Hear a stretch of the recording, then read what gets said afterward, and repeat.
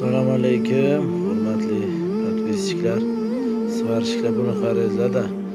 Cho'loq yorilgan, svar qilishgan, yana ketgan trishena berib, kim qilgan klientsigida praf deyishadi. Mana endi shuni boshqatdan o'zi ochib, yana yorib, rizak bilan qaytadan svarka qilib berishimiz kerak ekan. Vaqtincha yursin, keyin yana boshqatdan qilamiz deyapti. Mana svarkani yorib oldik, rizak bilan ochib, endi varid qilishni boshlaymiz. Nasib biror nimaga o'xshasa kerak, sal bo'lsa ham ish beradi degan umiddaman.